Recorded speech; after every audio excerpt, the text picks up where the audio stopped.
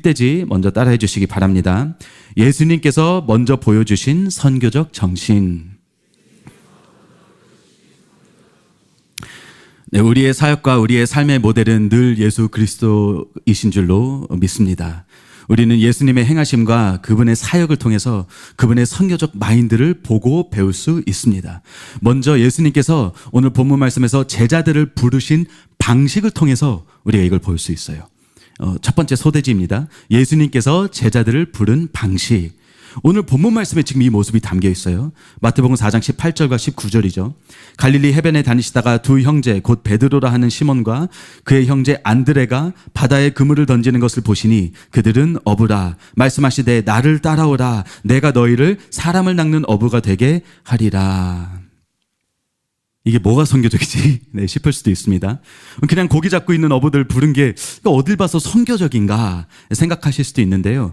굉장히 선교적입니다. 네, 이유를 말씀드리겠습니다. 그 당시 문화와 풍습을 이해하면 이게 사실 얼마나 획기적이고 선교적인 부르심인지 우리는 알 수 있습니다. 예수님께서 말씀하신 나를 따라오라. 지금 이 말씀은 누가 봐도 제자가 되라는 초청이었습니다.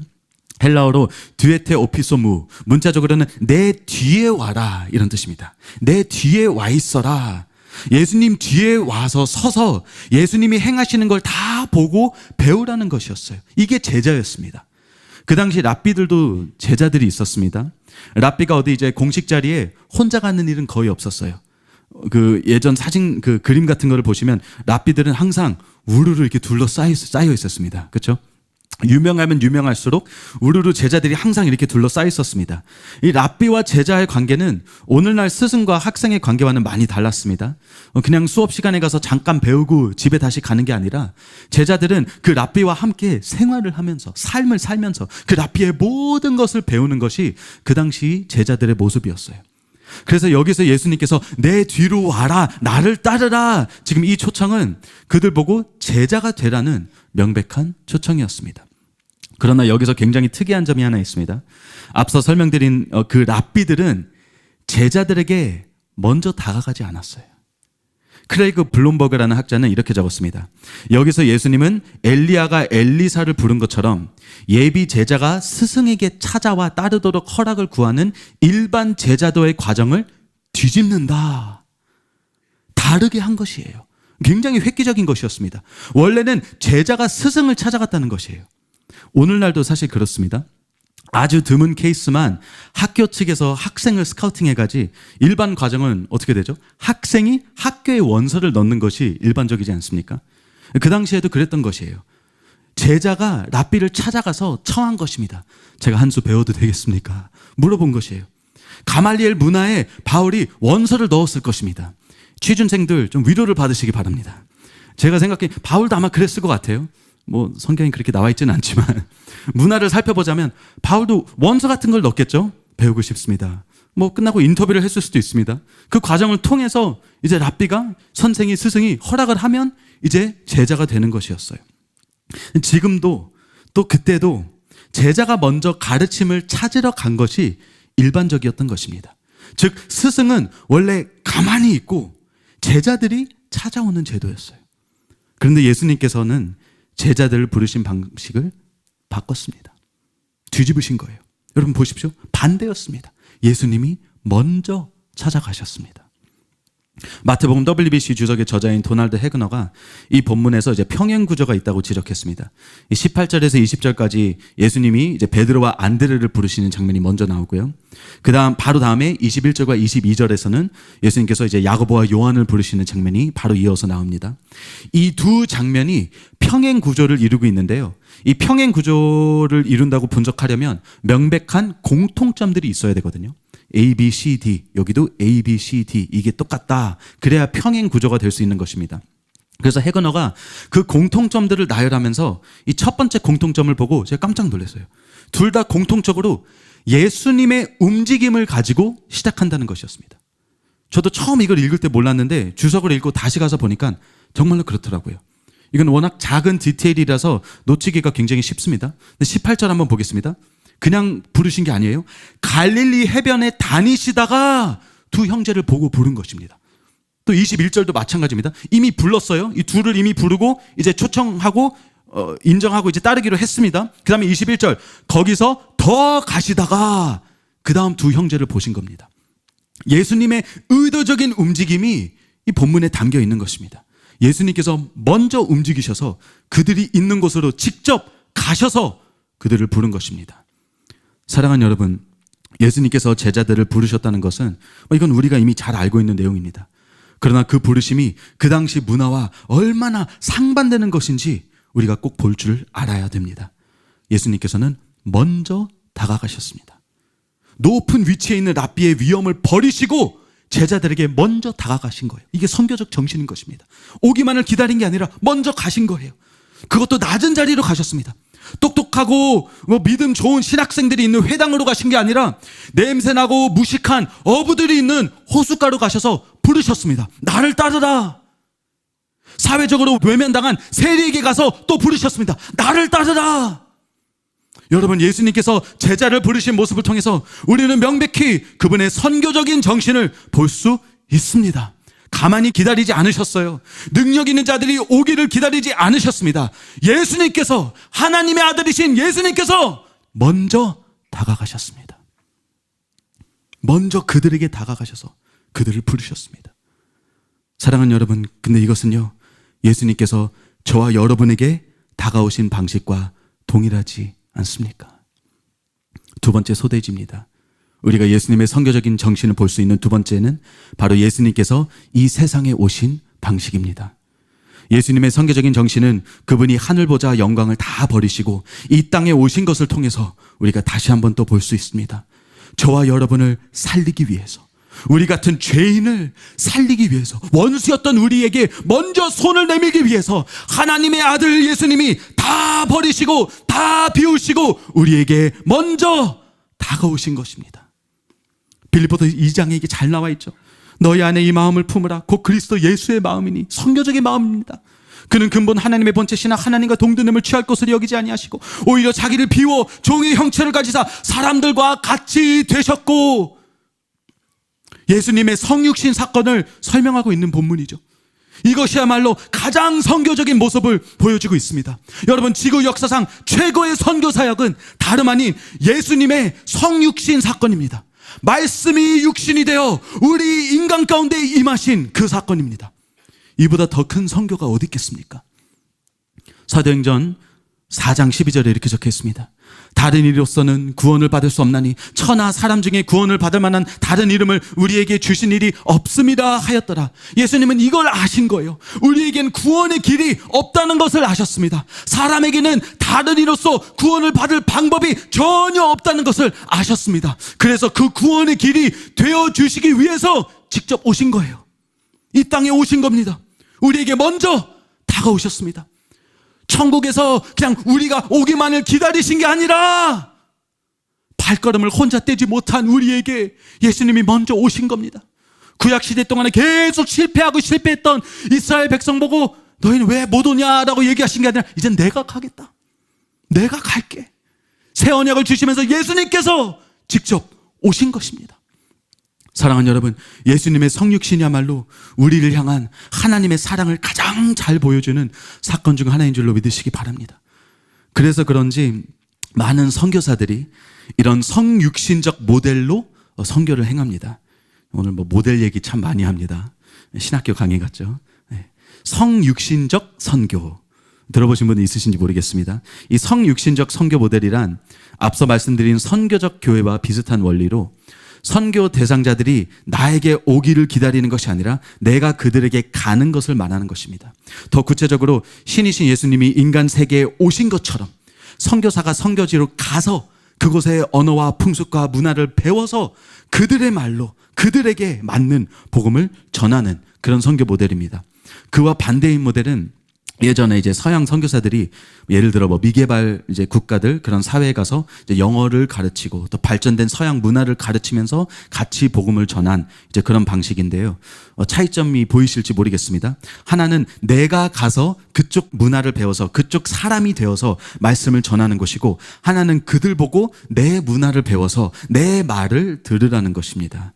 후자가 뭐 꼭 잘못됐다고 판단하기는 어렵지만 이제 그런 방식은 아무래도 예전에 식민지로 삼으면서 잘못 억압된 경험과도 연관이 되면서 이제 전자인 성육신적 선교 모델이 점점 더 표준이 되기 시작했습니다. 이 성육신적 선교를 행한 대표적 유명한 선교사는 여러분도 아시겠지만 중국의 선교사 허슨 테일러였습니다. 이 테일러 선교사님은 중국어를 직접 배웠어요. 그것도 많은 여러 개의 방언을 다 배우셨습니다. 그래서 중국인처럼 옷도 입었습니다. 이게 그 당시에는 굉장히 획기적이었어요. 아니, 거룩한 하나님의 종이 어떻게 저 이방 나라 저런 스타일과 저런 옷을 감히 따라할 수 있느냐. 굉장히 이거 비판 그 당시에 많이 받았습니다. 근데 거기에 마다하지 않고 가서 중국인들처럼 옷을 입었습니다. 중국인처럼 밥도 먹고 완전히 그들과 하나가 되어서 예수님께서 사람의 몸으로 오신 것처럼 선교사님도 파란 눈 중국인이 되어서 오랫동안 매우 성공적인 선교 사역을 하셨습니다. 물론 여기서 이제 이걸 또 너무 지나치게 적용하는 이제 선교사들은 이제 그런 핑계를 대면서 이제 복음 진리를 타협하는 경우도 있죠. 이제 그래서는 안 될 줄로 믿습니다. 테일러 선교사님은 늘 그렇게 설명을 했습니다. 내용물은 그대로 두되 포장지만 바꿨다고. 그런 식으로 하는 것이 성육신적인 선교 사역입니다. 저희 아프리카 선교팀도 이제 늘 이런 식으로 이런 정신으로 선교를 하려고 합니다. 저희 선교팀도 아프리카 전통 옷을 선물 받은 적이 있습니다. 네, 색이 아주 화려하더라고요. 밝은 주황색이고 호피 무늬 같은 게 있었습니다. 몇 번 입을까 고민을 해봤는데 사이즈가 안 맞아서 못 입었습니다. 절대 싫어서 안 입은 게 아니에요. 사이즈가 안 맞았습니다. 어차피 이제 그 현지 분들도 모두 양복 차림이셔서 저희도 이제 양복을 입고 선교합니다. 아무튼 저희 사랑하는 교회 선교 사역도 이런 성육신적인 정신으로 하는 것입니다. 지금 다루고 있는 이런 선교적 정신으로 우리가 먼저 다가가는 선교를 하고 있는 것이에요.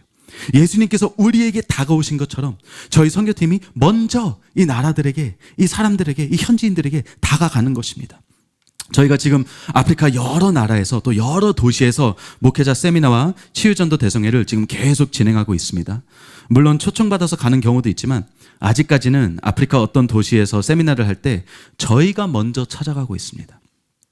지금은 이제 서서히 소문이 퍼지면서 초창들이 이제 들어오기 시작했지만 지난 6년간 맨 처음 이제 부룬디에서 연결된 것 외에는 거의 대부분 저희가 먼저 적극적으로 찾아간 것이었어요. 그 나라, 그 지역 대표자들과 만나서 저희가 사랑하는 교회에 대해서 직접 먼저 소개를 했어요. 우리가 어떤 사역을 하고 있는지, 우리는 어떤 교회인지 다 알려주고, 그래서 이런 세미나를 하고 싶으니까 사람들을 모아달라고 저희가 요청을 한 것입니다. 비용도 저희가 다 내고요. 저희가 일방적으로 먼저 다가간 것입니다. 예수님께서 우리에게 먼저 다가오신 것처럼 우리도 먼저 다가가는 것이에요.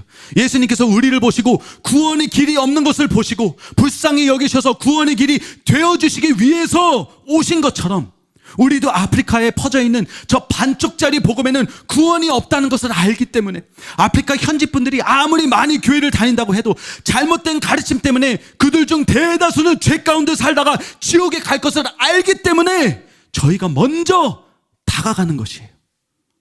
예수님께서 죄인된 우리에게 구원의 길이 없는 것을 보시고 먼저 오신 것처럼 우리도 그들에게 먼저 다가가는 것입니다.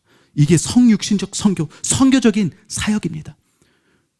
그리고 어느 나라에 이제 교회들이 세워지면요, 제일 먼저 하는 일이 담임 목사님의 저서를 그 나라 언어로 번역하는 것입니다. 제일 먼저 하는 게 이것입니다. 바로 번역해서 그들이 직접 이 진리를 본인 것으로 완전히 받아들일 수 있도록 도와줍니다. 그냥 우리 할 말만 그냥 탁 내던지고 떠나는 게 아니에요. 우리 것만 딱 그냥 버려두고 알아서 하라는 게 아닙니다. 이게 그들의 것이 되기 위해서 완전히 그들이 이걸 소화하고 그분들이 소화하고 이걸 전할 수 있도록 최대한 도와줍니다. 사진 한번 띄워주시겠어요? 이 사진들은 저희가 이번 12차 선교 일정 중에 이제 르완다 지교회 세미나 때 찍은 사진입니다. 지금 진서 목사님께서 굉장히 지금 열정적으로 가르치고 계시는데요. 능력으로 관통되는 복음의 내용을 가르치는 중이십니다. 여러분 이 세미나를 한번 보셨으면 좋겠어요. 그냥 앉아서 얌전히 하는 세미나가 아닙니다. 집회하듯이 외치십니다. 그리고 이건 단지 지식을 전달하는 게 아니라 이분들의 삶을 변화시키는 진리이자 복음이기 때문에 이분들이 이 말씀에 반응할 때까지 외치시고 또 외치십니다. 이분들이 어떤 부분을 이해하지 못하는 게 보이면 그걸 또 반복하세요. 안 넘어가십니다. 다시 또 반복하십니다. 반복하고 또 반복하십니다. 그러니까 이분들한테 맞추는 거예요. 맞추는 겁니다. 나 편하고자 내가 할 말 다 하고 그냥 가버리는 게 아니라 이분들이 못 알아듣는 것이 보이면 이분들에게 가서 다시 또 설명하는 것입니다. 거기서 그치는 게 아니에요. 다음 사진들 보여주시겠습니까? 이걸 다 설명하고 나면 그 다음에는 다음 주제로 넘어가는 것이 아니라 2명씩 짝을 지어서 서로에게 설명하게 합니다. 이 사진들이 보일지 잘 모르겠습니다. 목회자들이 서로에게 이거 설명하는 것이에요. 복음 그 진리를 본인이 알아들은 만큼 서로 이제 설명하는 것입니다. 또 몇 명은 앞으로 초청해 제대로 이해했는지 발표하게 합니다. 이건 이제 탄자니아 지교회 목회자 세미나 때 찍은 사진입니다. 여기서도 똑같이 했어요. 이 진리가 완전히 이분들의 것이 되기 위해서 우리는 최선을 다하는 것입니다. 도와드리는 것이에요. 이러다 이분들이 이제 좀 잘못한 대답을 했다, 좀 이상한 대답을 했다, 그러면 다시 또 설명합니다. 그 부분을 다시 다 복습하시면 못 알아들었구나, 다시 다 설명하시는 거예요. 여러분 목사님의 원고, 그리고 목사님께서 참고하시는 담임 목사님의 책을 한번 보시면요 깜짝 놀라실 거예요. 밑줄 친 부분과 표시와 또 색칠된 부분, 또 옆에 빈 공간에 필기한 노트와 글씨로 가득 차 있습니다. 빈 공간이 거의 없어요. 그 작은 소책자를 얼마나 많이 들여다보셨는지 모르겠습니다. 지금까지 저희 아프리카 선교가 근 6년 지금 선교 사역을 하면서 지금 비슷한 메시지를 그동안 많이 전했습니다. 지금 뭐 몇십 번 지금 세미나를 했는지 저도 안 세봐서 잘 모르겠습니다. 뭐 어떤 말씀은 거의 뭐 100번 가까이 했을 수도 있을 것 같습니다.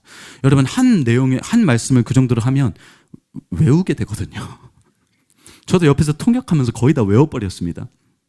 여러분께서도 선교보고서 보시면 이제 슬슬 내용이 좀 비슷하지 않습니까? 이거 저번 11차와 비슷한데 내용이 비슷할 수밖에 없어요, 여러분.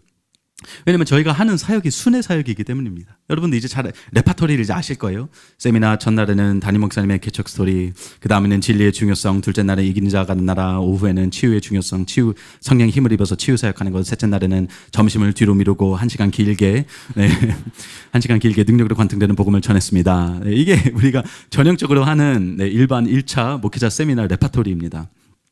저희는 이제 순회 선교 사역을 하기 때문에 가장 중요한, 가장 그 핵심이 되는 진리 말씀을 가지고 지금 여러 곳에 들려서 전하는 것입니다. 그래서 이런 기본적인 메시지를 자주 반복하게 되는 것이에요. 근데 그렇게 되면요, 이 정도 했으면 이제 외웠을 법도 하고요. 사실 원고도 이미 다 있습니다. 그냥 할 수 있거든요. 그냥 이제 다 준비됐어요. 그냥 가서 하면 돼요. 그런데 여러분, 진 목사님께서는 그 수십 번의 세미나 중 같은 설교를 하신 적이 지금까지 단 한 번도 없습니다. 지금 그 수백 일의 세미나 기간 동안에 같은 주제로 당연히 말씀을 전하셨지만 동일한 설교를 하신 적이 단 한 번도 없어요. 매번 바꾸십니다. 때로는 그걸 다 수정하실 때도 있고, 때로는 심지어 처음부터 다시 다 쓰시는 것을 제가 많이 봤습니다. 분명히 지난주에 하신 내용인데 다시 다 쓰시는 거예요. 노트를 다시 다 정리하십니다. 왜냐? 대상이 바뀌었으니까요. 여러분, 아프리카 사람이라고 해서 다 같은 것 절대로 아닙니다. 거기도 나라가 다 다르고 언어가 다 다르고 문화도 다 다릅니다. 여러분, 아프리카 나라 아니에요. 대륙입니다. 헷갈려 하신 분들 계시더라고요. 아프리카 나라 이름 아니에요. 네. 나라 이름은 다 개인적으로 따로 다 있습니다. 네. 예를 들어 르완다랑 부룬디가 바로 옆에 있는 이웃나라고 심지어 언어도 비슷해서 둘이 말이 통합니다. 근데 그 두 나라 사람들 완전히 다르더라고요. 분위기도 다르고 영적 상태도 문화도 완전히 다릅니다. 그리고 아프리카라고 다 같은 사람이라고 생각하면 큰일 납니다. 그건 마치 이제 서양 사람이 우리 보고 중국인이냐고 일본인이냐고 물어보는 거랑 똑같은 거예요. 저희가 이제 아프리카 가면 가끔씩 그런 일이 있습니다. 이제 좀 이렇게 적극적인 아프리카 사람들이 우리한테 와서 이제 인사를 이제 청할 때가 있어요. 이거 뭐 아기가 없고 그냥 와서 청할 때 늘 하는 말이 있습니다. 씩 웃으면서 니하오. 이분들은 아기가 없습니다. 워낙 이제 그 중국인들이 굉장히 많습니다. 아프리카에 굉장히 많기 때문에 아시안이면 뭐 당연히 중국인이겠지, 그렇게 생각하기 때문에 그런 인사를 되게 많이 받습니다. 그럼 저는 거기서 노 니하오 안녕하세요, 한국말을 열심히 가르치고 있습니다. 여러분, 아프리카 내에서도 나라별로 심지어 도시별로 사람들이 다 다릅니다. 케냐 같은 경우 나라가 워낙 커서 서부 지역하고 동부 지역 사람들 성품이랑 성격 완전히 다릅니다. 똑같은 메시지를 전했는데 완전히 다르게 반응을 하는 것이에요. 그래서 목사님께서도 각 나라 그 사람들에 맞게 말씀을 다시 적용을 시키는 것입니다. 다시 정리를 하는 것이에요. 매번 수정을 하는 것입니다. 성육신적 사역인 것입니다. 그들에게 먼저 다가가 그들이 이해할 수 있도록 하는 것이에요. 우리는 순회 사역이라 한 곳에 집중한 허슨 테일러처럼 그 나라 옷을 입고 그 나라 언어를 배우지는 못하지만 현지 통역을 쓰면서 또 원고를 맞춰가면서 책을 번역하면서 최대한 그들에게 다가갈 수 있는 최대한의 노력을 하고 있습니다. 사랑하는 여러분, 예수님께서 우리에게 먼저 다가오신 것처럼 또 우리 아프리카 선교팀이 아프리카 각 나라에게 먼저 다가가는 것처럼 이곳에 계신 저와 여러분께서도 영혼들에게 먼저 다가가야 될 줄로 믿으시기 바랍니다. 그것이 예수님께서 보여주신 모델이고 우리가 해야 할 선교적 사역입니다. 세 번째 소대지입니다. 우리는 예수님의 공생의 사역 방식을 통해서 여기서도 예수님께서 직접 밖으로 나가신 것을 볼 수 있습니다. 예수님께서는요, 한 곳에 머물며 사람들을 부르기만 하지 않으셨습니다. 직접 가셨어요. 오늘 본문 말씀 직후에 바로 다음 구절에 이렇게 적혀 있습니다. 23절입니다. 예수께서 온 갈릴리에 두루 다니사 그들의 회당에서 가르치시며 천국 복음을 전파하시며 백성 중에 모든 병과 모든 약한 것을 고치시니. 여러분들 잘 알고 계시는 예수님의 삼중 사역입니다. 그런데 이 사역을 예수님께서는 한 곳에서 한 것이 아니라 온 갈릴리에 두루 다니시면서 하셨다고 나와 있습니다. 또 평행 구절인 마태복음 9장 35절에도 이렇게 적혀 있습니다. 예수께서 모든 도시와 마을에 두루 다니사 그들의 회당에서 가르치시며 천국 복음을 전파하시며 모든 병과 모든 약한 것을 고치시니라. 사랑하는 여러분, 우리의 모델 되시는 예수님께서 보여주신 것은 나가는 사역이었습니다. 앞서 말씀드렸듯이 우리는 물론 모이기에도 힘을 써야 합니다. 하지만 동시에 나가는 것을 잊어서도 안 되는 것이에요. 예수님께서 나가서 직접 제자들을 부르신 것처럼 예수님께서 하늘 보좌를 버리시고 인간의 몸을 입어 이곳에 오신 것처럼 또 예수님께서 온 땅을 두루 다니시면서 구원할 영혼들에게 직접 가셔서 복음을 전하신 것처럼 제자가 된 우리 또한 그렇게 해야 할 사명이 있다는 것을 여러분 꼭 믿으시기 바랍니다. 우리가 성경 말씀을 통해서 이것을 방금 봤습니다. 예수님처럼 이 복음을 듣고 담임 목사님께서 정리해 주신 이 너무나도 중요한 진리를 들고 이제 우리 교회 밖으로 나아가는 그런 저와 여러분들이 되시기를 예수님의 이름으로 축복합니다. 두 번째 대지 다 같이 따라해 주시기 바랍니다. 제자들의 선교적 부르심. 네, 저희가 첫째로 본문 말씀을 통해서 이제 예수님의 선교적 정신을 살펴보았고요. 본문은 그뿐만이 아니라 제자의 부르심 안에도 이런 선교적 목적이 담겨 있다는 것을 지금 보여주고 있습니다. 본문 말씀 19절 다시 한번 보겠습니다. 말씀하시되 나를 따라오라 내가 너희를 사람을 낚는 어부가 되게 하리라 하시니. 사람을 낚는 어부, 여러분 참 특이한 표현입니다. 이건 성경 그 어디에도 그 당시 고대 문헌 그 어디에도 이런 표현이 없다고 학자들이 말합니다. 물론 예레미야서에 잠깐 나오긴 해요. 예레미야 선지자가 말한 구절이 딱 하나 있는데 이제 그건 이 주제와는 좀 다릅니다. 이건 이제 심판에 대한 주제이기 때문에 성서학자들은 예수님의 지금 이 표현이 이거 유일무하다. 이거는 다른 데서 쓴 적이 없다. 그렇게 지금 다 같이 얘기하고 있습니다. 그런데 지금 이 문장의 뜻을 곰곰이 생각해 보면요, 예수님께서 지금 제자의 본분에 대해서 알려주고 계신다는 것을 우리는 볼 수 있습니다. 우리는 보통 이제 제자도라고 하면 제자의 대가에 대해서 주로 많이 얘기를 합니다.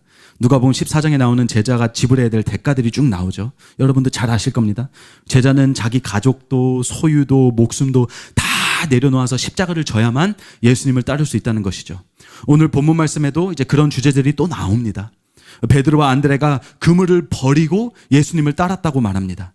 여기서 그물은 그들의 생업을 유지할 수 있는 유일한 도구였고 또 비싼 도구이기도 했습니다. 그물이 망가지면 쉽게 교체할 수 없었기 때문에 21절에 요한과 야고보가 그 망가진 그물을 고쳐서 다시 쓰는 모습이 나옵니다. 그런데 베드로와 안드레는 그런 생명과 같은 그물을 던져버리고 예수님을 따랐습니다. 제자가 지불해야 될 대가를 지불을 한 것이죠. 또 야고보와 요한도 배와 아버지 세베대를 버려두고 예수를 따르니라 이렇게 적혀 있습니다. 가족보다 예수님을 더 우선시한 것입니다. 제자의 대가입니다. 그만큼 제자가 되기 위해 지불해야 할 대가가 크다는 것을 오늘 본문에서도 볼 수 있습니다. 근데 이 주제도 너무 중요하지만 우리는 이 본문 말씀 속에 제자가 지불해야 될 대가뿐만이 아니라 제자의 본분도 함께 살펴볼 수 있습니다. 제자가 무엇을 해야 하는지, 제자로서 부름받은 우리의 이유, 그 목적이 여기에 담겨 있다는 것입니다. 예수님께서 하신 그 말씀, 그 빨간 글씨에 그게 나오는 것이에요. 나를 따라오라. 내가 너희를 사람을 낚는 어부가 되게 하리라. 사랑하는 여러분, 이것이 예수님께서 제자 삼으신 목적이었습니다. 그들과 같이 3년 동안 함께 사역하시면서 그들을 훈련시키고 교훈하시고 가르치시고 결국 그들이 직접 예수님께서 하신 그 사역, 사람을 낚는 영혼들을 말씀의 그물로 잡아서 구원의 배에 태우는 구원 사역을 하기 원하셨던 거였어요. 처음부터 이런 계획을 가지고 계셨다는 것을 저희는 오늘 본문 말씀에서 볼 수 있습니다. 제자들을 부를 때부터 예수님은 이 목적을 가지고 계셨습니다. 부르는 그 처음부터 그 부르심 자체가 선교적이었던 것입니다. 처음부터 영혼 구원이 목적이었습니다. 처음부터 그냥 제자들끼리만 모여서 은혜 받고 마는 것이 아니라 밖에 나가서 고기를 잡는 것이었어요. 사람을 잡는 것이었습니다. 밖으로 나가서 세상으로 나가서 영혼들을 모으는 것이 제자의 부르심인 것입니다. 이거는요, 사역 도중에도 예수님께서 제자들을 다루시는 모습을 통해서 우리가 또 볼 수 있습니다. 마태복음 10장에 보시면 예수님께서 사역 도중에 아직 공생이 안 끝나셨어요. 근데 그 도중에, 사역 도중에 제자들을 내보내십니다. 각 도시로 내보내세요. 그 장면이 나옵니다. 여러분, 제자들 훈련 아직 다 안 마쳤습니다. 아직도 미흡하고 미숙합니다. 축사도 때로는 실패하는 장면도 성경에 나오잖아요. 그런데도 보내셨어요. 둘씩 짝을 지어서 이스라엘 각 마을과 도시로 가서 축사하고 치유하고 진리를 가르치고 천국 복음을 전하라고 말합니다. 삼중사역이죠. 그래서 제자들이 나갔습니다. 사랑하는 여러분, 여러분도 반드시 나가서 복음을 전하시기 바랍니다. 꼭 해야 되는 것이에요. 난 아직 준비가 안 됐어. 난 믿은 지 얼마 안 됐어. 난 나이가 너무 많아. 난 나이가 너무 어려. 여러분, 제자의 본분은 나가는 것입니다. 우리는 나가라고 부름받은 것입니다. 예수님의 제자들도 완벽히 준비가 안 됐어요. 그런데도 불구하고 일단 나갔습니다. 예수님 주신 명령에 순종해서 나갔더니 실제로 예수님께서 주신 권능을 사용할 수 있었던 것이었어요. 치유가 일어났습니다. 구원 사역이 이루어졌던 것입니다. 사랑하는 여러분, 제자로 부름받은 우리에게도 이 동일한 사명이 있다는 것을 여러분 믿으시기 바랍니다. 우리도 나가야 돼요. 교회만 있으면 안 됩니다. 믿는 자에게 표적이 따른다는 말씀을 믿고 가서 능력으로 전도해야 합니다. 그런데 여러분, 이게 참 쉽지 않습니다. 그렇죠? 복음 전도라는 것이 참 쉽지 않은 것 같습니다. 저에게도 굉장히 어려운 것 같습니다. 제자들도 잠시 이 부르심을 잊은 순간이 있었습니다. 바로 예수님의 십자가 죽음 직후였어요. 보내시니까 갑자기 사라졌습니다. 이들을 매번 보내셨던 예수님께서 십자가에 못 박혀 죽으시고 이제는 더 이상 이들을 어디로 보낼 지도자가 이제 없는 것이에요. 그랬더니 어떻게 됐습니까? 다시 원래대로 돌아간 거예요. 요한복음 21장에 보시면 베드로가 다른 제자들을 데리고 고기를 잡으러 가는 장면이 나옵니다. 다시 원래 직종으로 돌아간 것이었어요. 배가 고파서 그런 건지, 돈을 벌어야 했는지, 이유는 모르겠습니다. 가만히 있는 것이 답답해서 그런 건지 여러 가지 이유가 있을 수도 있어요. 그런데 어쨌든 베드로와 세베대 아들들과 다른 제자들과 함께 다시 배를 타는 장면이 나옵니다. 완전히 다시 처음으로 돌아간 거예요. 오늘 본문 말씀 다시 그 순간으로 돌아간 것입니다. 그 말씀과 완전히 상반되는 내용이죠. 같은 인물들이 또다시 배를 타서 지금 낚시를 하고 있는데, 그런데 이번에는 목자 잃은 양처럼 갈 길을 알지 못하고 그냥 알던 대로 다시 낚시를 하러 간 것입니다. 여러분, 무엇을 잊은 것입니까? 부르심을 잊은 것이에요. 제자의 본분이 무엇인지 잊은 것입니다. 그래서 부활하신 예수님께서 본분을 잊은 제자들에게 다시 찾아가 미션을 다시 주십니다. 고기를 전혀 못 잡는 제자들에게 배 오른편에 그물을 던지라고 하십니다. 그랬더니 그물을 들 수 없을 정도로 물고기가 엄청 이제 잡히는 기적을 경험한 것입니다. 어떤 학자들은 이것은 단지 고기를 많이 잡는 기적이 아니라 이들이 나중에 수확해야 할 영혼들을 상징하는 기적이었다고 말합니다. 그리고 베드로와 그 끝에 대화를 하시면서 3번이나 명령하시죠. 내 양을 먹이라. 내 양을 치라. 내 양을 먹이라. 사람 사역입니다. 물론 그건 교회 안에 있는 사람들 얘기하는 걸 수도 있지만 어쨌든 사람 사역이에요. 이게 제자의 본분이었습니다. 사람을 낚는 어부. 사랑하는 여러분, 제자의 부르심에는 사람 사역이 내재되어 있는 것이에요. 제자로서 부름받은 우리도 이 사람 사역에 책임이 있다는 것을 여러분 믿으시기 바랍니다. 예수님께서 보여주신 모델대로 우리가 먼저 영혼들에게 나아가서 복음을 전하는 것이 제자된 우리의 본분이자 사명임을 잊지 마시기 바랍니다. 제가 최근에 이 사람에 관심이 좀 생겼습니다. 말이 좀 웃기죠? 목회자의 첫 번째 사명은 하나님의 말씀을 옳게 분별하고 전하는, 타협 없이 전하는 것이기 때문에 저는 이제 첫 번째로 하나님의 말씀에 항상 이제 관심을 두었습니다. 그런데 최근에는 하나님께서 하나님의 마음 안에 있는 이 사람에 대해서 하나님의 마음을 계속 저에게 좀 많이 이렇게 부어주신 것 같습니다. 우리가 하고 있는 사역이 결국 사람 살리고자 하는 사역 아니겠습니까? 아버지의 꿈과 계획이 결국 교회를 통해서, 진리를 통해서 더 많은 사람들을, 영혼들을 천국으로 보내는 것이지 않겠습니까? 그래서 저는 이 사람에 관심이 생기면서 사람을 좀 더 공부하고 싶은 마음이 생겼습니다.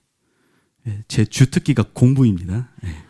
좀 재수없다고 생각할 수도 있지만 저는 뭐 작은 물건을 하나 사도 그냥 사지 않습니다. 다 공부합니다. 그 기종과 기능에 대해서 다 공부하고 뭐 시중에 나와 있는 거랑 다 비교하고 참 피곤하게 살죠. 근데 최근에 사람에 대한 관심이 생겼어요. 사람을 공부하고 싶은 마음이 생겼습니다. 최근에 제가 이 디맨드라는 경제학 책을 이제 우연히 읽게 됐는데요. 그 책의 저자가 이 전 세계 가장 유명하고 성공적인 기업들을 이제 조사해 본 결과 이제 어떤 산업을 이끄는 자들, 리더들은 결국 다 한 시대의 수요를 이해한 사람들이라는 것이었습니다. 그렇게 중요한 책 아니에요. 읽으실 필요는 없습니다. 근데 거기에 좀 특별히 감명되는 부분이 있어서 제가 짧게 한번 읽어드리겠습니다. 진정한 수요 창조자들은 사람을 이해하는데 자신들의 모든 시간을 쏟아붓는다. 사람들이 무엇을 원하고 무엇을 싫어하는지, 무엇이 사람들에게 감동을 주는지를 알고자 하여 가장 중요한 질문인 사람들이 무엇을 진정으로 좋아할 것인가에 대한 답을 구하려고 애쓴다. 이제 뭐 아이폰을 만든 애플사를 비롯해서 이 세계 성공적인 그 유명한 기업들은 결국 다 사람을 공부한다는 것이었습니다. 사람을 연구한다는 것이었습니다. 저는 이걸 읽고 회개했어요. 아니, 목사인 나야말로 진짜 사람 대상으로 하는 사역인데 난 이 정도로 사람을 공부해 본 적이 있나? 이 정도로 연구해 본 적이 있나? 나는 과연 내가 사역하는 대상들을, 사람들을 제대로 알고 있나? 그러면서 이제 재미난 아이디어가 하나 생각나더라고요. 이번에 뉴욕에 다시 가면 이제 저희 청년들과 저희가 이제 전도하기 위해서 이제 공략하는 근처 대학교가 하나 있습니다. 그동안 이제 거기서 두죽인 전도단원 분들과 같이 노방 찬양도 하고 가서 전도도 하고 그랬는데요. 생각을 해보니까 제가 이제 요즘 이제 그 대학생들이 어떻게 생각하고 있는지 모르더라고요. 저도 이제 나이가 점점 들면서 요즘 대학생들이 어떤 이유로 예수님을 안 믿는지, 왜 교회를 안 나오는지, 그들은 어떤 고민을 하고 있는지, 어떤 걱정거리들을 갖고 있는지 좀 알아봐야겠다. 조사를 해봐야겠다. 이런 아이디어가 갑자기 생각이 났습니다. 수요를 알아야겠더라고요. 왜 수요가 없는지, 예수님에 대한 수요가 왜 없는지, 어떻게 하면 그 수요를 늘릴 수 있는지 공부와 연구가 필요해 보였습니다. 물론 이게 얼마나 효과적일지는 모르지만 제 포인트는 제자가 된 우리의 부르심도 이 사람과 관련이 있다는 것이에요. 그래서 이 사람을 더 공부하고 이 영혼들을 향한 마음과 노력과 의도적인 선택이 필요하다는 것입니다. 영혼들을 향한 마음을 쏟아 부어야 된다는 것이에요. 물론 여기서 조심할 점은 우리가 중심을 잃어서는 안 된다는 것입니다. 갈라디아서 1장 10절에 이렇게 나와 있죠. 이제 내가 사람들에게 좋게 하랴, 하나님께 좋게 하랴, 사람들에게 기쁨을 구하랴, 내가 지금까지 사람들의 기쁨을 구하였다면 그리스도의 종이 아니니라. 또 너무 사람 눈치만 보면 하나님께서 원하시는 일에서 벗어날 수도 있습니다. 그래서 항상 사람 눈치보다 하나님 눈치 보는 것이 우선이고, 사람 좋게 하는 사역이 아니라 하나님 좋게 하는 사역이 우선인 줄로 믿으시기 바랍니다. 그러나 그 하나님의 관심이 사람입니다.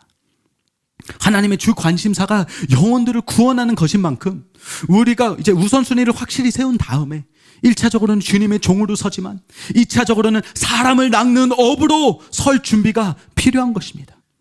제자들은 사람 낚는 업으로 부르신 예수님의 그 말씀을 기억하며 그들은 세상 밖으로 나갔습니다.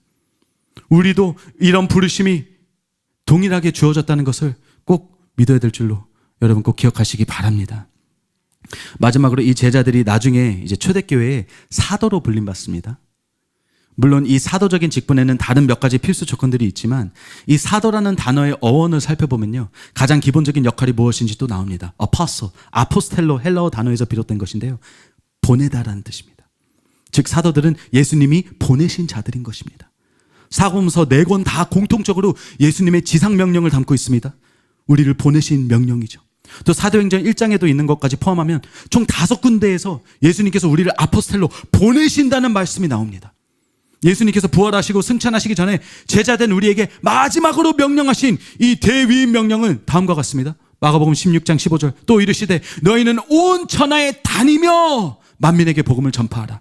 마태복음 28장 18절에서 20절, 예수께서 나와 말씀하시어 이르시되 하늘과 땅의 모든 권세를 내게 주셨으니 그러므로 너희는 가서 모든 민족을 제자로 삼아 아버지와 아들과 성령 이름으로 세례를 베푸고, 또 누가복음 24장 47절, 또 그의 이름으로 죄사함을 받게 하는 회개가 예루살렘에서 시작하여 모든 족속에게 전파될 것을 기록되었으니 너희는 이 모든 일의 증인이라.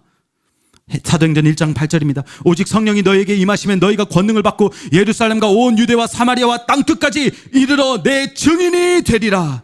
요한복음 20장 21절입니다. 예수께서 또 이르시되 너희에게 평강이 있을지어다. 아버지께서 나를 보내신 것 같이 나도 너희를 보내노라. 결국 뭔가요? 보내신다는 것입니다. 제자들을 보낸 것입니다. 제자들은 세상으로 보냄받을 자들이었습니다. 사랑하는 여러분, 예수님을 따르기로 결심한 여러분, 제자의 대가를 지불해서 예수님을 따르기로 결심한 여러분, 여러분은 지상명령을 받았습니다.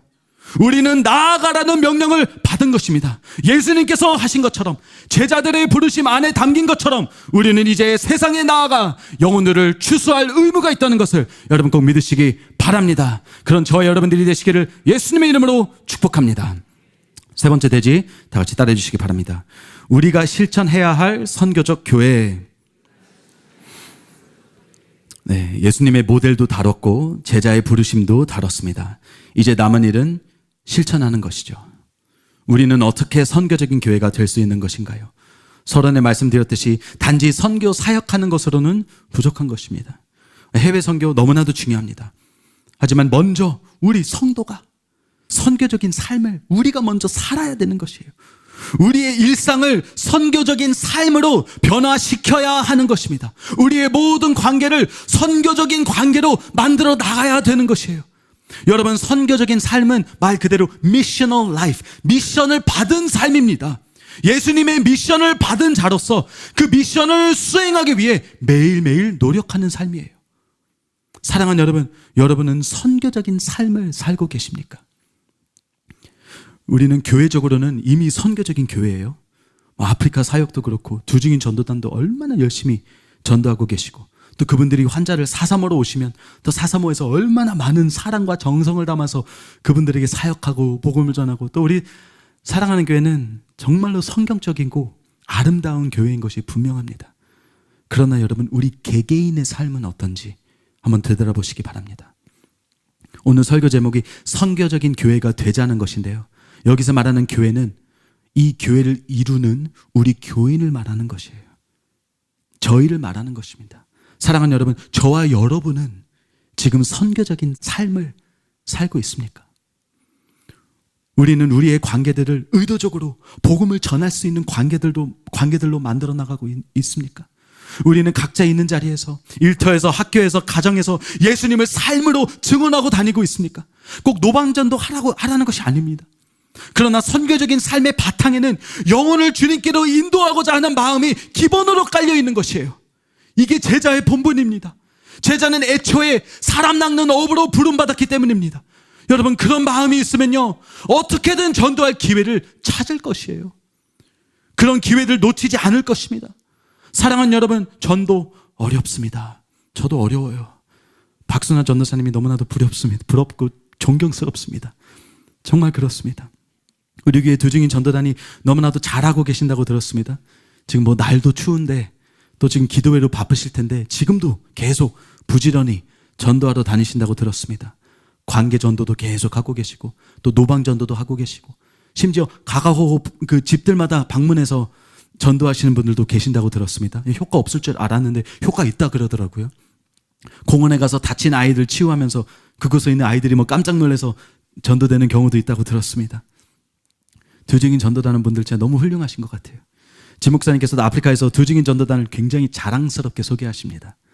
우리 교회 소개할 때 우리 교회는 말씀이 정말 세계적인 수준인 교회고, 또 기도를 얼마나 열심히 하는지 성도님들이 그 기도에 부르심이 있는 교회고, 또 엄청난 치유가 사서모에서 매주 일어나는 교회고, 또 소개하시면서 또 1000명이나 되는 평신도 사역자들로 이루어진, 목회자들 아닙니다. 평신도 사역자들로 이루어진 거리에 나가서 능력으로 전도하는 능력 전도단이 있습니다. 굉장히 자랑스럽게 소개하십니다. 저도 우리 두증인 전도단원 분들 너무나도 훌륭하다고 생각합니다. 그런데 여러분, 이 일은 두증인 전도단뿐만이 아니라 우리 모두가 해야 되는 일이지 않겠습니까? 이건 단지 어떤 이례적인 전도 행사가 아니라 정말로 우리의 삶이 되어야 하는 것 아니겠습니까, 여러분? 그리스도를 증언하고 다니는 삶, 그게 선교적인 교회이고 선교적인 삶인 것입니다. 저도 사실 이런 삶 되게 어렵습니다.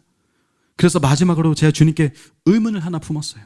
저도 이게 되게 어렵거든요. 진짜 이렇게 살아야 되나요, 주님? 주님, 혹시 지금 이 구절에서 저희가 다룬 이 사람 낚는 어부는 그 당시 이 말을 들었던 베드로와 안드레에게만 해당되는 것 아닌가요? 모든 제자가 아니라 단지 그 둘에게만 해당되는 명령이었다면 그럼 우린 안 해도 되잖아요. 그렇죠? 난 베드로가 아닌데, 난 안드레가 아닌데, 나는 사람 낚는 어부로 부름 안 받았는데. 네, 저도 전도가 참 쉽지 않아서 빠져나갈 구멍을 찾고 있었던 것 같았습니다. 그런데 그런 구멍 없더라고요. 주님께서 바로 산상수훈으로 인도해 주셨습니다. 오늘 함께 읽은 본문 바로 다음 장에 이렇게 적혀 있더라고요. 마태복음 5장 9절입니다. 화평하게 하는 자는 복이 있나니 그들이 하나님의 아들이라 일컬음을 받을 것이요. 여러분도 기억하시겠지만 팔복은 구원받은 사람의 모습입니다. 거듭난 신자라면 반드시 어느 정도 보여야 하는 필수적인 성품들을 담은 게 팔복입니다. 그리스도인은 팔복의 사람이라는 것이죠. 그런데 지금 7번째 팔복이 화평하게 하는 자라는 것입니다. 여러분 기억나시죠? 이 화평케 하는 자는 단지 사람과 사람과의 관계를 회복시키는 것이 아니라 그보다 더 중요한 하나님과 사람의 관계를 화평케 하는 것이라고 담임 목사님께서 산상수훈 설교를 통해서 자세히 알려주셨습니다. 결국 뭔가요? 복음 전도죠. 영혼 구원입니다.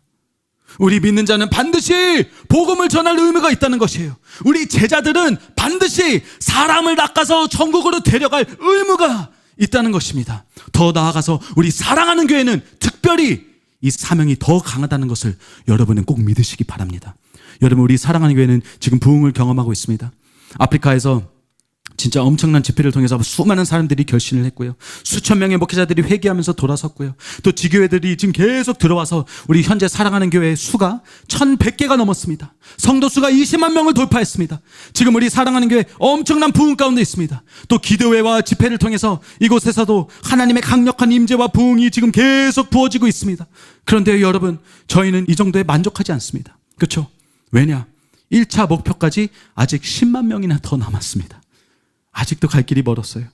근데 여러분, 아프리카에서 지금 쑥쑥 교회들이 성장하고 성도들이 늘어나고 해서 1차 목표가 코앞에 있는 것처럼 보이시죠? 누구는 올해 안까지 30만 명이 되겠다. 믿음이 참 대단하십니다. 네. 여러분, 아프리카 교회들 그렇게 저절로 자라나는 것 아닙니다. 엄청난 노력과 지금 하나님의 은혜가 부어지고 있기 때문에 지금 부흥하고 있는 것이에요. 그리고 여러분, 아프리카만 자라나면 이 부흥 오래 못 갑니다. 여러분, 담임 목사님께서 꿈꾸신 부흥은 아프리카의 부흥이 아니었어요. 전 세계에서 최대 교회, 최고로 큰 교회가 되는 여러분 그 꿈이었잖아요. 그 꿈이 이루어지려면 어디서 부흥이 일어나야 될까요? 여기입니다. 저 먼 아프리카 나라만이 아니에요. 여러분, 지금 우리 교회가 성장하고 부흥하고 있는 것 저기 저 먼 나라 다른 사람 일이라고 생각하시면 안 됩니다. 우리의 몫입니다. 이곳에서 일어나야 되는 것이에요. 전 세계적으로 일어나야 되고 그 부흥을 받쳐줄 수 있는 이 본부에서부터 그 부흥의 불길들이 흘러나와야 되는 것이에요. 여러분, 우리 주변에서 나와야 되는 것입니다. 나의 가족, 나의 친구, 나의 이웃들 중에서 나와야 되는 것이에요. 사랑하는 여러분, 저는 이곳에서도 그 부흥의 열매들이 일어날 것을 목격하기 원합니다. 그리고 이것은 단지 저의 욕심이 아니라 하나님 아버지의 바람인 줄로 믿습니다. 우리 사랑하는 교회를 통해서 앞으로 이루실 그 엄청난 일들을 위해서, 그 추수와 부흥을 위해서 지금 이곳에 계신 저와 여러분이 더 많은 사람을 낚는 어부가 되셔야 되는 줄로 여러분 믿으시기 바랍니다. 여러분, 왜 아프리카에서만 부흥이 일어난다고 생각하십니까? 서울도, 국내 지교회, 해외 지교회에서도 전부 부흥해야 됩니다. 그것이 예수님이 보여주신 모델이기 때문에, 또 그것이 제자의 본분이기 때문에, 또 그것이 부흥에 절대적으로 필요한 과정이기 때문에 우리 모두 이 비전을 품고 전도 사역에 힘을 써야 될 줄로 믿습니다. 저도 이제 뉴욕 가서 더 열심히 힘쓸 겁니다. 와, 뉴욕은 이 정도로 성장했으면 충분해. 이민 사회는 이보다 더 커지기 어려워. 뭐 이런 것이 저의 핑계였어요, 그동안. 근데 주님은 거기에 만족하지 않으신 것을 느꼈습니다. 전에 말씀드렸듯이 좀 조사도 하고 공부도 해보고 사람을 공부해야겠습니다. 이 문이 안 열리면 저 문을 두드려보고, 저 문이 안 열리면 또 다른 방법을 찾아봐야겠습니다. 여러분, 세상 사람들도 돈 벌기 위해서 그렇게 연구하고 노력하고 있는데, 영혼 살리는 제일 중요한 일을 하고 있는 우리가 여러분 그 노력에 뒤처져서 되겠습니까? 사랑하는 여러분, 우리 모두 선교적인 교회가 되시기 바랍니다. 선교적인 교회는 단지 선교를 하는 것이 아니라 그 정신이 선교적인 교회인 것입니다. 어떻게든 영혼들에게 먼저 다가가 접근해서 어떻게 복음을 전할 수 있을지 계속 고민하고 시도하고 노력하는 교회입니다. 저는 우리 사랑하는 교회 성도님 한 분 한 분이 그런 분들이 되셨으면 좋겠습니다. 그래서 예수님의 모범을 따라 제자의 본분대로 이 부흥의 통로로 사용받는 저와 여러분들이 되시기를 예수님의 이름으로 축복합니다. 이제 말씀을 맺겠습니다. 사랑하는 여러분, 이런 선교적인 교회의 바탕에는 영혼들을 향한 하나님 아버지의 마음이 있습니다. 이번 12차 아프리카 선교 일정 중에 저에게 개인적으로 가장 기억에 남는 순간은 우간다 마신디 치유전도 대성의 마지막 날이었습니다. 지난주 기도회 때도 잠깐 말씀 나눴던 것 같은데요. 성의 마지막 날 목사님께서 천국 복음을 전하시고 나서 이제 예수님을 인군과 구주로 영접하고 싶은 사람들, 죄를 회개하고 이제 세상을 이기는 자가 되고 싶은 사람들, 정말 제대로 된 크리스찬이 되고 싶은 사람들을 이제 앞으로 초청하셨어요. 그때 마지막 날 15,000명이 앞으로 나왔습니다. 엄청난 숫자죠. 그때 저는 그 강력하고 무거운 하나님의 마음이 그 순간 느껴졌습니다. 주님이 얼마나 이 영혼들을 살리기를 원하셨는지, 주님께서는 그 집회를 얼마나 오랫동안 기다리셨는지, 그 마신디 땅에서 그 많은 영혼들을 얼마나 그동안 살리기를 애타게 기다리셨는지 하나님의 그 마음을 느낄 수 있었습니다. 그리고 거기서 그치는 것이 아니라 얼마나 더 많은 영혼들을 살리기 원하시는지, 그게 하나님 아버지의 마음이었습니다. 옆에서 목사님께서 초청 시간을 끊지 않으시더라고요. 지금 시간이 많이 지났습니다. 다음 순서 치유사역으로 넘어가야 됐어요. 근데 계속 시간을 더 주는 거였습니다. 1분만 더 드리겠다고, 지금 빨리 나오시라고, 30초만 더 드리겠다고, 저 뒤에 머뭇거리는 사람도 지금 빨리 앞으로 나오시라고, 기회가 없다고. 한 영혼이라도 더 살리고자 하는 하나님의 그 마음이 저에게도 임하기 시작했습니다. 사랑하는 여러분, 우리가 이제 바빠지다 보면요, 그 한 영혼을 향한 하나님의 마음을 잊어버리기가 참 쉬운 것 같습니다. 저도 이제 아프리카 사역이 워낙 큰 사역이다 보니까 이제 나무보다 이제 숲을 보기 시작했어요. 그래서 한 영혼보다도 대중을 이제 항상 보면서 사역을 했는데, 그날 그 집회 때 그 한 영혼을 향한 하나님의 마음을 다시 하나님께서 상기시켜 주셨습니다. 여러분, 하나님은 한 영혼을 향한 그 애타는 마음이 있습니다. 여러분, 이거 잊기 되게 쉬워요. 사역을 하고 있으면서도, 저처럼 선교 사역을 하고 있으면서도, 여러분도 복음전도 사역을 하고 있으면서도 때로는 그 한 영혼을 향한 하나님의 애타는 마음을 놓칠 수가 있습니다. 사랑하는 여러분, 여러분 혹시 복음전도에 대한 여러분들의 마음이 식었습니까? 뭐 한때 뜨거웠는데 요새는 뭐 별 생각이 없으십니까? 아니면 요즘 너무 힘들고 지쳐서 내 필요 채우느라가 바빠서 영혼들 살릴 여유가 없으셨습니까? 아니면 한 번도 이 지옥에 가는 수많은 영혼들을 위해서 눈물을 흘리면서 기도해 본 적이 없으십니까? 그렇다면 여러분, 오늘 주님의 마음을 구하시기 바랍니다. 오늘 기도하실 때 하나님 아버지의 그 울부짖는 애타는 마음을 한번 구해보시기 바랍니다. 왜냐하면 그 마음을 조금이라도 경험하면요, 더 이상 가만히 있기 힘듭니다. 왜냐하면 우리 주님은요, 영혼들을 향한 끔찍한 사랑의 마음을 품고 계십니다. 한 영혼 한 영혼이 주님에게는 너무 귀하거든요. 천하보다도 더 귀합니다. 한 영혼이 회개하고 돌아오는 것이 의인 99명보다 더 기뻐하신다는 거고 성경 말씀이 말하고 있습니다. 하나님은 그런 분이세요. 양 99마리를 두시고 잃어버린 한 양을 찾으러 나가시는 그런 분이십니다. 마태복음 18장 14절에 이와 같이 이 작은 자 중에 하나라도 잃는 것은 하늘에 계신 너의 아버지의 뜻이 아니라. 베드로후서 3장 9절 오직 주께서는 너희를 다하여 오래 참으사 아무도 멸망하지 아니하고 다 회개하게 이르기를 원하시노라. 여러분, 아무도 멸망하길 원치 않으시는 주님이신데 작은 자 중에 하나라도 잃는 것을 원치 않으시는 분인데 여러분, 지금 이 세상에서는 얼마나 많은 영혼들이 지옥으로 향해 가고 있습니까? 아프리카에서 그날 10,000명이 넘게 구원받았다고 할지라도 그 같은 자리에서 복음을 들었는데도 영접하지 않아 지옥으로 향해 가고 있는 그 영혼들이 얼마나 더 많았겠습니까? 그걸 보고 계시는 아버지 되시는 하나님의 마음은 얼마나 찢어지게 아플지 저는 상상이 안 됩니다. 사랑하는 여러분, 하나님의 마음을 구하시기 바랍니다. 여러분 안에 구령애가 없다면, 복음을 전하는 것에 대한 마음이 없다면 하나님의 마음을 구하시기 바랍니다. 이 애타고 있는 하나님의 마음, 울고 있는 하나님의 마음. 사랑하는 여러분, 우리는 반드시 나가야 됩니다. 이 마음을 품고 교회 밖으로 나가야 돼요. 우리 주변에서도, 우리 가족 중에서도 아직 복음을 몰라 지옥으로 가는 그 영혼들이 얼마나 많이 남아 있습니까? 여러분, 이거 하나님의 뜻 아니에요. 그들이 지옥에 가는 것은 하나님의 뜻이 아닙니다. 이들의 생명은, 아들의 생명까지 하나님께서는 내어주시면서 우리를 살리기를 원하셨는데, 십자가의 고통을 다 감수하면서까지 이 영혼들을 살리기를 원하셨는데, 사랑하는 여러분, 하나님은 영혼들을 살리기를 원하십니다. 사랑하는 여러분, 그 고통과 희생과 수고에 우리의 작은 노력이 도움이 될 수 있다면 얼마나 좋을까요? 그렇게 애타시는 하나님의 마음을 우리가 조금이나마 위로해 드릴 수 있다면 얼마나 좋을까요? 우리의 선교적인 삶으로, 우리의 복음 전도로 우리가 하나님의 이 애타는 마음을 시원케 해드릴 수 있다면 여러분 얼마나 좋을까요?